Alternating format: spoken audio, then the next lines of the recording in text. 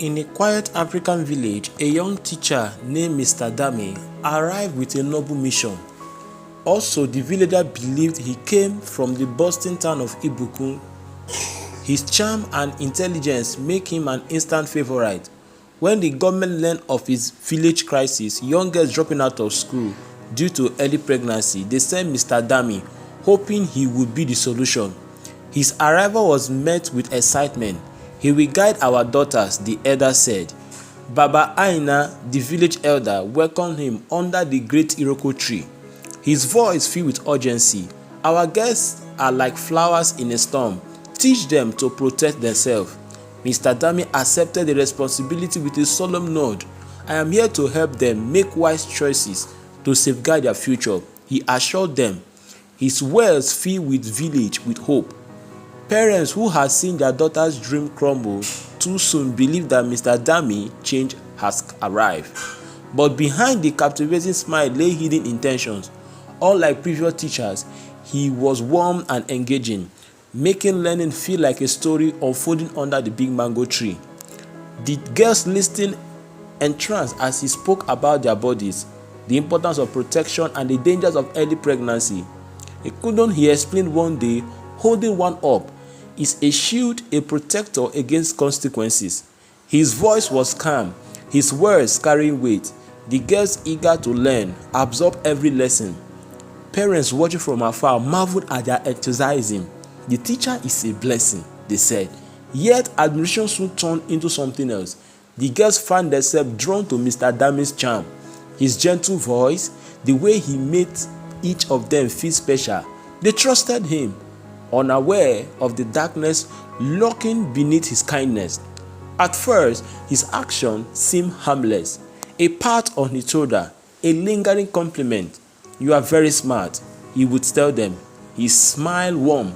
"You have a bright future ahead." The innocent words made them blush, unknowingly stepping into his carefully spun web.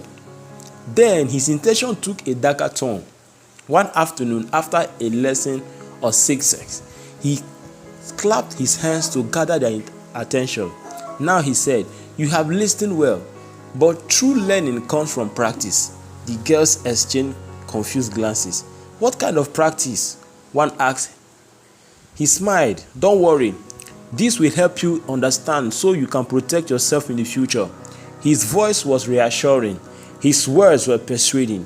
One by one, he called them into a small room behind the classroom. The first girl hesitated but stepped inside. He closed the door softly behind them. "This is for your benefit," he whispered. His tone was different now, softer and loving. The girl, trusting him, followed his instruction. He demonstrated what he had taught them, but soon this lesson crossed the line.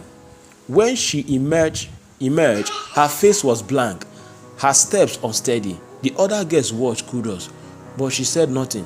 "What happened in this room must stay in this room," he has warned. And so she remained silent. One by one, the pattern repeated. Each girl, believing she was the only one, carried her secret in shame. But secrets never stay hidden for long. Marco, the village troublemaker, had been watching. He noticed the pattern, the girls entering, leaving with downcast eyes. His sharp mind pieced it together. One day, he peeked through a crack in the wall and saw something. Instead of exposing Mr. Damy, Marco saw an opportunity. That evening, he confronted him. "Ah, Teacher Damy," he said, blocking his path. "You have been quite busy, haven't you?"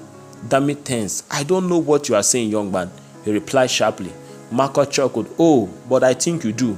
The lesson you give, very special." And they, panic flashed in the Damy's eyes. "What do you want?" he asked. His voice lowered. Marco leaned in. "It's simple. When you are done with them, send them my way." Damy hesitated but knew he had no choice. Marco's silence came at a price, and so their twisted partnership began. The girls, unaware, were passed from one predator to another. What a sad story.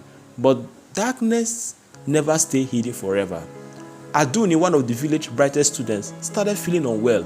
At first, she dismissed it as bad food. But as the day passed, nausea and exhaustion took over. Sitting by the river one evening, her friend Moro noticed. "Are you okay?" she asked. Aduni hesitated, then he whispered, "Ever since my private lesson with Mr. Damy, I haven't felt the same." Moro's eyes widened. "He called me for private lesson too," she whispered back. One by one, the girls shared their experience. Shock and fear settled over them. "What do we do?" one asked. "Nothing," Aduni said quickly. "No one will believe us. They will blame us instead." But silence only lasts so long. Soon the mother began noticing. Vomiting, tighter clothes, withdrawn daughters, one by one. Suspicion grew into the air. Under the great Iroko tree, the elders gathered. "Something is wrong," Mama Duni said. "Our daughters are not the same." Baba Ina nodded. "Call them, they must speak." That night, under the mango tree, the girls stood before the village. "Speak," Baba Ina commanded. Fear held them captive, but then Aduni broke down. "It was Mr. Damy," she sobbed. "He lied to us." Gasps filled the air. Moro added, "He sent us to Mako too." Fury erupted. The betrayal was too great. Torches were light to his house. Baba Aina ordered. Mako, overhanging the village road, ran to Damy. "They know," he panted. Damy's face drained of color. Everything. Panic surged through him. "We need to leave now." They grabbed their belongings, sleeping in the night, but the villagers were waiting. Justice was coming, and no shadow was dark enough to hide them. Thank you for watching today's story. You're going to watch the part 2 of this story. Kindly subscribe to our YouTube channel, The African Folktales TV. Thank you. Remember to share this video.